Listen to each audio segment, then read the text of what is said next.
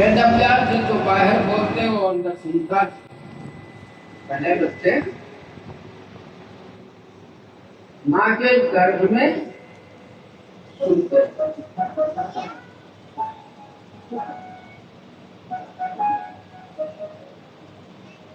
गुरुदेव जी महाराज ने गर्भ में ही ज्ञान पाया।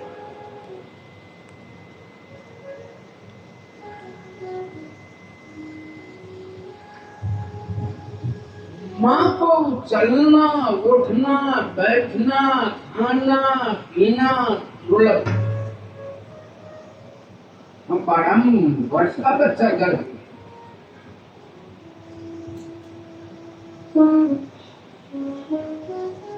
वेदव्यास जी महाराज ने कहा, बेटा माँ के गर्भ से बाहर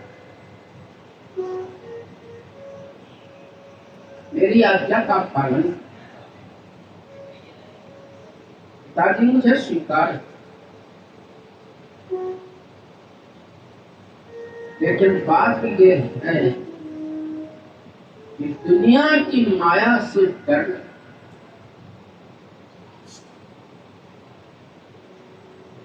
आदमी संसार में जन्म लेता है माँ के गर्भ से बिल्कुल निर्मल शुद्ध। जहाँ संसार की हवा लगी कि मैं अड़ तोड़ तोड़ तय माए, ये तेरा मेरा, ये तेरा ये मेरा शुरू हो जाता। आकाश से बारिश होती है, बारिश होती है तो बारिश आप देखें इतने शुद्ध बूंदे आती धाराएं आती पानी, और जमीन पर गिरते ही गंदी भूमि परतन ढा भर पानी, जिम जी वही माया लपटान। जैसे पानी की बूंदें आकर के गंदी हो जाती है, ऐसे संसार का मानव मैला हो जाता है, मन से गंदा हो जाता है। उसको फिर कथा छूने लगती है माया। माया को वेदव्यास ने कहा, बेटा तुम माँ के गर्भ से बाहर आओ, तुम्हें ये संसार की माया जरा भी लिप्त नहीं दिखो। और वो जैसे माँ के गर्भ से निकले दिगंबर धारण किए हुए नार दीवार शरीर में लपेट लिया। माँ के गर्भ से जब बच्चा जन्म लेता तो कितना इंसान निकल। सुखदेव जी सब को शरीर में लपेट दिया और जंगल की ओर चल दिए। तब सुखदेव जी सूजी महाराज कहते, पुत्रेति तन्मयतया तरवो भिने दुष्ट। पुत्र के विरह में वेदव्यास जी पीछे पीछे जा। पुत्रेति पुत्रेति बेटा बेटा। लेकिन सुखदेव जी महाराज एक बार भी अपने पिता की ओर मुंह पर नहीं, विरह से काटा, तन्मय पुकार। स्त्रियां स्नान कर रही, कुछ देवियां स्नान कर रही सरोवर में, वस्त्र नहीं। 12 वर्ष के सुखदेव जी महाराज निकल गए, शरीर को नहीं रहा। इतने बूढ़े बुजुर्ग जब वेदव्यास जी की करे सब स्त्रियों ने कहा। तब वेदव्यास जी महाराज ने कहा कि 12 वर्ष का मेरा बेटा इसी रास्ते से गुजर करके गया, शरीर को नहीं ढका आपने, और मैं इतना बूढ़ा मुझे देख कर ये शरीर को ढक रहे। महाराज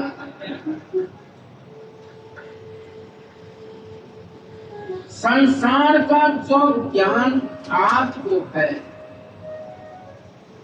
वो ज्ञान आपके पुत्र को नहीं, जो आपने फिर आवाज लगाया उत्ते तन्मयतया सर्वभूतेषु,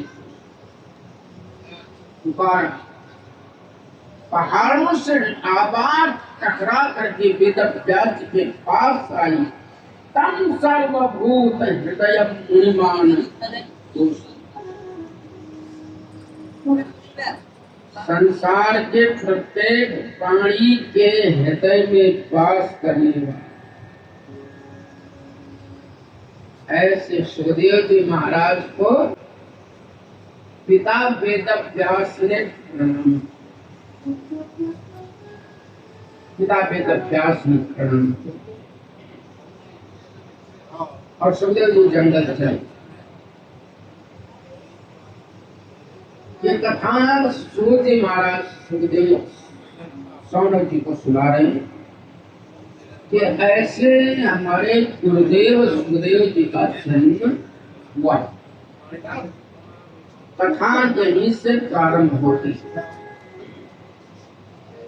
असलियत में आप पूछो तो कथा यहाँ से प्रारंभ। आजकल कथावाचक कथा करते हैं, उनका प्रकरण ही नहीं पता चलता, कहाँ से जा रहे हैं कहाँ से उतर रहे हैं, ये नहीं पता चलता। कथा का प्रारंभिक मार्ग जो है यम प्रजंतम पेतम वै तकृत्यम दैपायन विरह का तरला।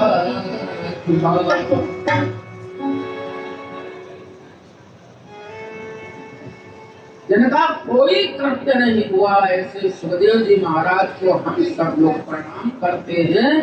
बोलिए सुखदेव जी महाराज की जय। अब आगे काशी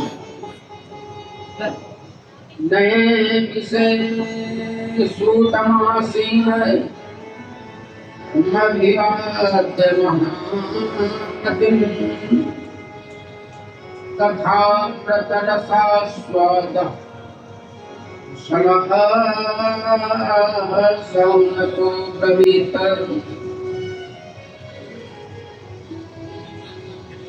नए सारणी में सूत और सौनक का संवाद। सौनक जी ने सूत जी से 6 प्रश्न पूछा, ध्यान देना जन्मान। 6 प्रश्न पूछा।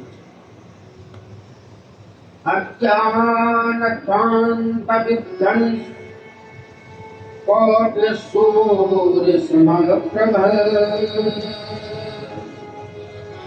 योगिताध्यावधि कथा सारम कर्ण।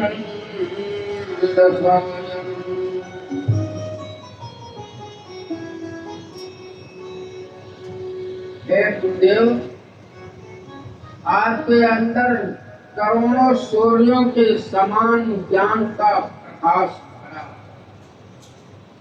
हमारे अंदर अज्ञानता रूपी अंधकार।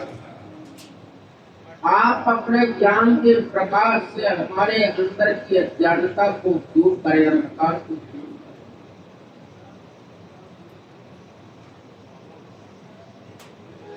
और हमारे इन श्रवणेंद्रियों को तृप्त करें। भक्ति ज्ञान विरागाप्तो विवेको वर्धते महान्। माया मोहनाशाश्च वैष्णवे क्रियते कथम्। भक्ति ज्ञान वैराग्य की प्राप्ति कैसे होती है और लोग वैष्णव धारण करके अपने रूप को जंगलों में कैसे वास करते, ये बताइए। क्योंकि ये समय बड़ा कठिन बात है, कीचड़े तो और ज्यादा कठिन मार्ग। कारण क्या? ये घोरे कलो प्राणो जीवश्च सुरतां गतः क्लेशाक्रान्तस्य तस्यैव स्वधनं किं परायणम्। ये घोर कलिकाल है और घोर कलिकाल में जीवन आश्रित प्रवृत्ति के ज्यादा है, धर्म को मानने वाले और कम। जहाँ धर्म होने चलता है वहाँ पर कोई न कोई आकर के विघ्न डाल देता, वो धर्म का कार्य आगे बढ़ नहीं पाता। ये कलयुग जब से आया तब से धर्म टिका हुआ था, आगे नहीं बढ़ता।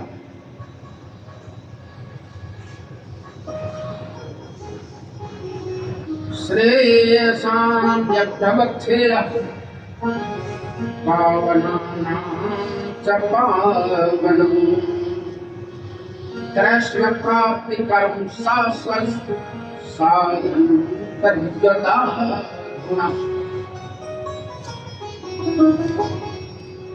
हमारे अंदर के क्लेश इस प्रकार से मिट सकते हैं।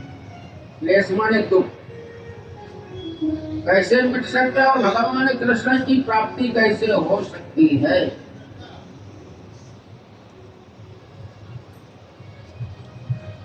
पावन से पावन, पवित्र से पवित्र कथा, इसको हम आप बैठे श्रवण करने कर रहे हैं, ये पवित्र से भी पवित्र कथा। एक जगह गांव में पंडित जी कथा कर दृष्टांत सुना, क्योंकि कथा में दृष्टांत देना अनिवार्य दिया है। कथाकार कैसा हो और दृष्टांत को छोड़ो मीरा। सिद्धांत और दृष्टांत से कुशल होना चाहिए कथाकार।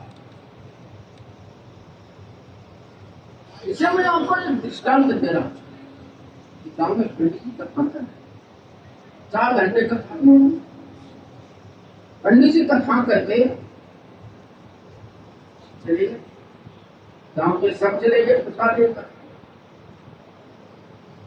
वहां पर केवल एक गांव का बूढ़ा बुजुर्ग आदमी बैठा है। उस बूढ़े व्यक्ति के सामने काला कबूटा मैला चैला बड़ा आया। वो थोड़ा जहाँ पे लोग बैठ करके कथा सुन रहे थे वहीं दिल्ली में आके लौटने लगे। और लौटते बड़ा खराब हुआ तो शरीर को झटका,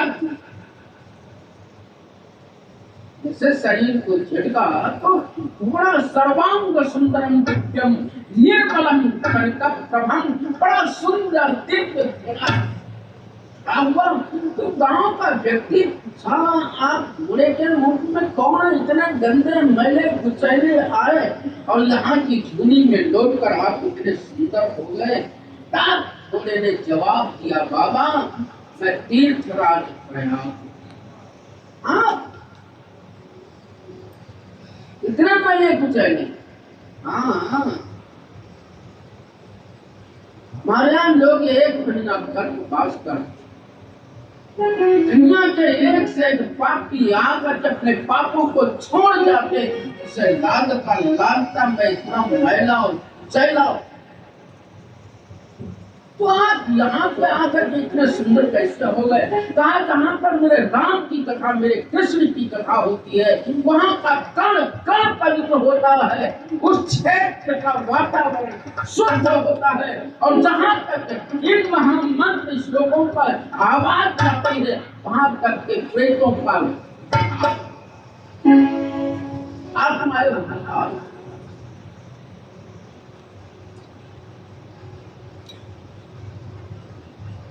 जैसे इतना कहा उसी समय शौनक कहते महाराज चिंता मणि लोक सुखम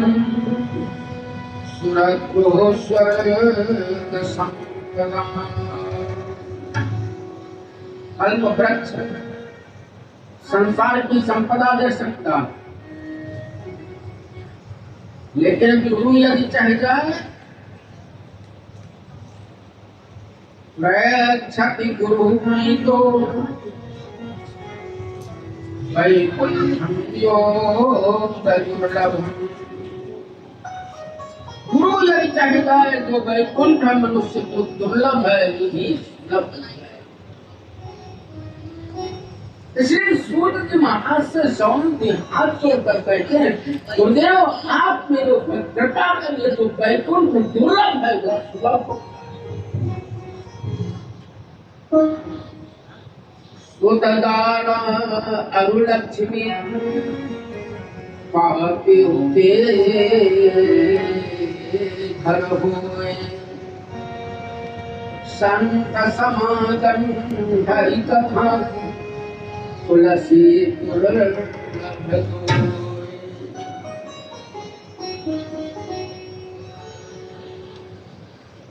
पुत्र पत्नी धन संपत्ति एक महान पापी के यहाँ भी होता है, लेकिन ये संत समागम हरि कथा तुलसी दुर्लभ, इतना दुर्लभ। ये कथा ये सत्संग मिलना बड़ा दुर्लभ है। और विचार करके कुछ धरवा डाले तो समझ लीजिए वो भाग्यशाली नहीं, भाग्यशाली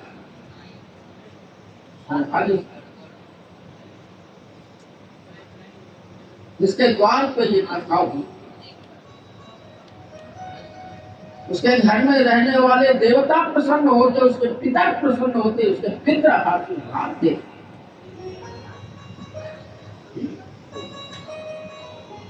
जिसकी संतान धर्म का कार्य करती, यज्ञ इत्यादि दान पुण्य इत्यादि करती है, उसके पितर आशीर्वाद देते।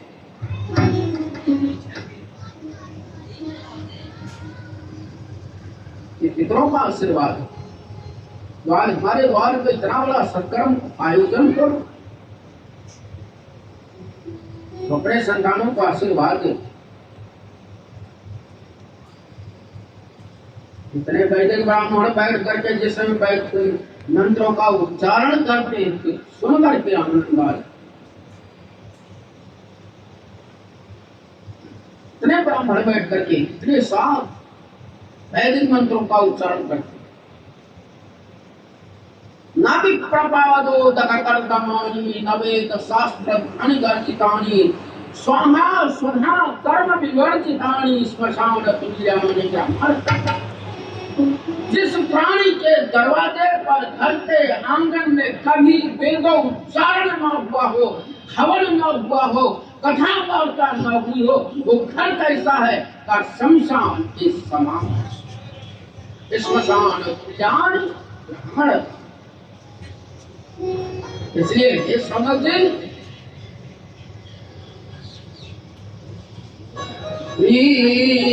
शौनक चित्ते विचार सर्व सिद्धांत निष्पन्न संसार वो कथा सुनाएंगे तो संसार के भय को दूर करती है। और हमारे आपके जीवन में काहे का भय? मरने का। अरे भैया इतना सब कुछ बनाए हैं, एक दिन मर जाएंगे तो सब छूट जाएगा। सबसे बड़ा मरने का भय। और संसार में जो आदमी आया है वो बचा नहीं, निश्चित गए। काल प्याल दुखग्रास तामस निर्नाश हेतवे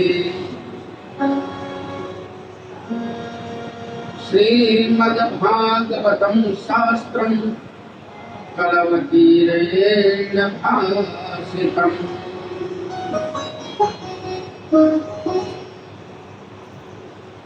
कलियुग में आदमी को कथा सुननी चाहिए।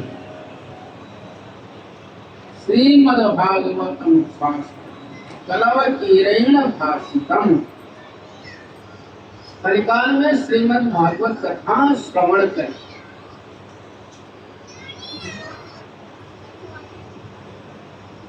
हम आपको जितने लोग हैं सब काल के मुद्दे ग्रास। कोई आदमी ये सोचे कि हम काल के मुख से बचे हैं, हमको काल नहीं मारेगा, ऐसा मत सोचिए। हम सब आप सब काल के मुख के ग्रास हैं, सब मुख के ग्रास।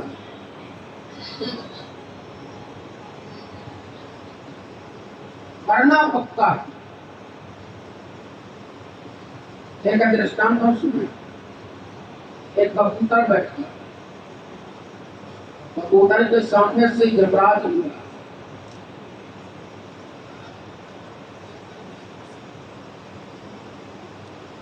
कबूतर डर गए। पीछे से गरुण जी आए तो गरुण जी ने कबूतर से पूछा, क्यों डरा बैठा है? महाराज, यमराज जी भी हमको देख करके हंसने भी गए। यमराज को महाराज कुछ नहीं बिगाड़ पाए। आओ हमारे कंधे पे बैठो। कबूतर से कहा बैठो आके। आया बैठ गया। करुण जी उस कबूतर को कहा छोड़ा है?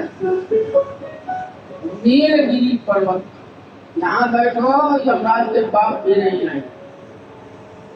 कबूतर वहां बैठा। करुण जी छोड़ करके उसको आए जैसे पास में यमराज के, यमराज हंसा। करुण जी ने कहा कि तुमने क्या कबूतर समुद्र था? उनको देख के हंस रहा है। नहीं, हम हंस रहे हैं इसलिए कि जो कबूतर यहाँ बैठा था उसकी मृत्यु यहाँ नहीं थी, हाँ थी। कहा जहाँ तुम छोड़ा है।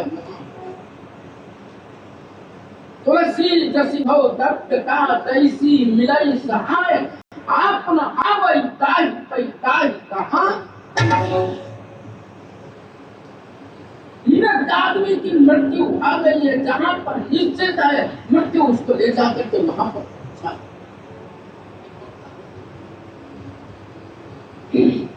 तब क्या करना चाहिए? काल प्यालम खग्रास त्रास निर्मास दे करे। इसके लिए निर्णय क्या ज्यादा उपाय क्या है? श्रीमद्भागवतम शास्त्रम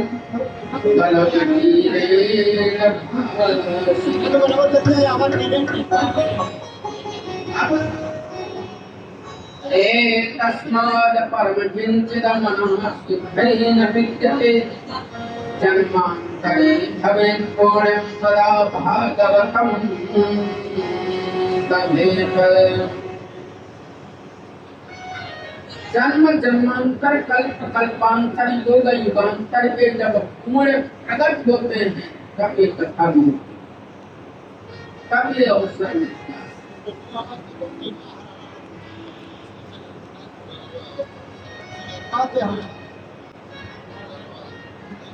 अरे भाग्य मानुष तन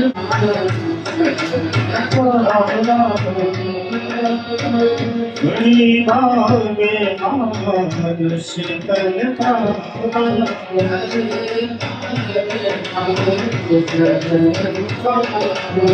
बड़ी भागे मानुष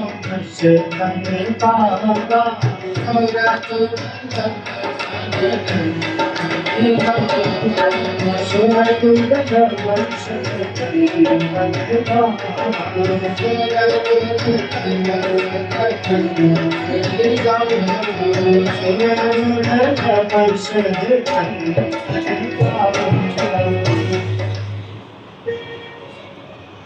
इसलिए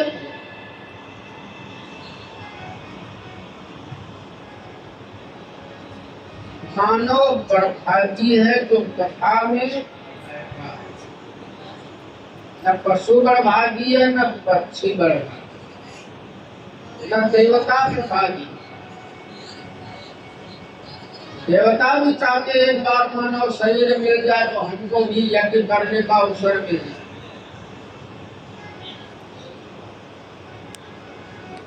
प्रत्यलोक में जाने का मौका मिल जाए।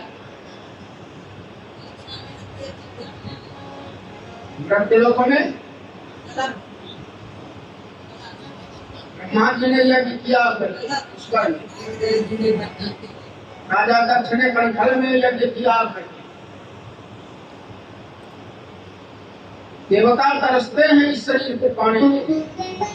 हमको आपको मिला है तो मौका नहीं है कि हम बैठ करके कुछ घड़ी सत्संग कर रहे हैं।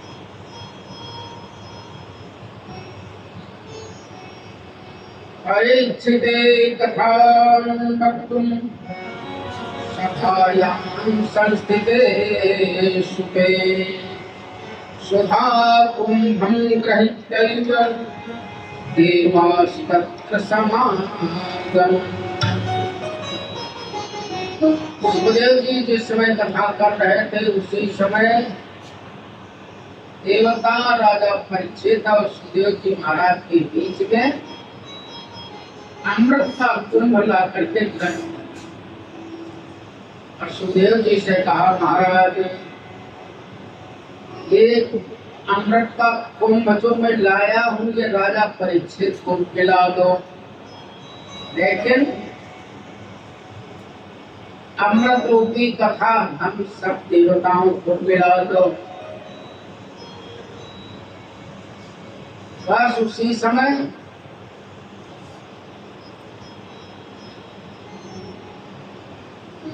कहने लगे सुखदेव जी महाराज,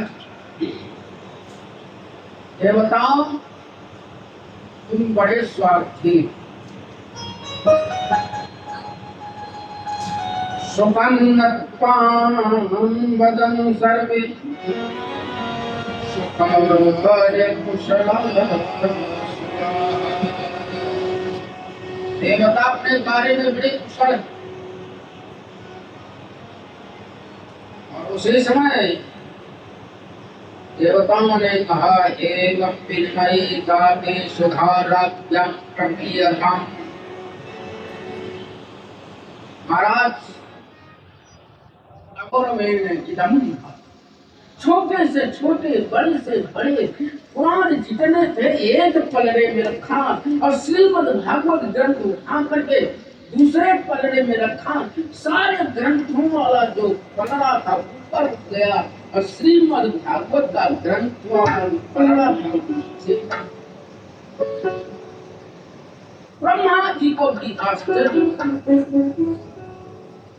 सारे महात्माओं को आश्चर्य हुआ। तदा ऋषिगणा सर्वे विस्मयं परमं।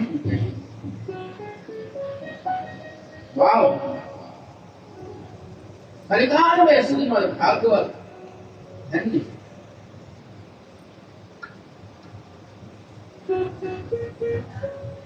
तदा ऋषिगणा सर्वे विस्मयं परमं ययुः। मेदिरे भगवद्रूपं शास्त्रं भागवतं कलं पठनं श्रवणं साध्यो वैकुण्ठं फलदायकम्।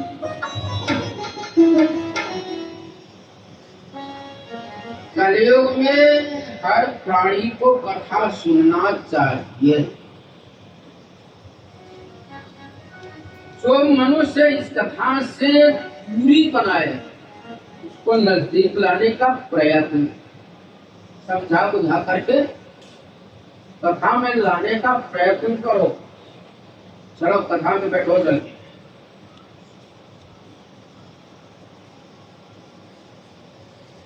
ऐसा करना चाहिए। यजमान यजमान के लिए बहुत भागवत में लिखा है। 6 अध्याय में जो महात्म है सुना रहा हूँ, इसमें यजमान के लिए भी बहुत बड़ा कर्म दिया, तो क्या क्या करना चाहिए कब लग। इस कथा को न महीना भर, न 15 दिन, न 10 दिन, सप्ताहेन सुतम चैतम सर्वथा मुक्तिदायकम्।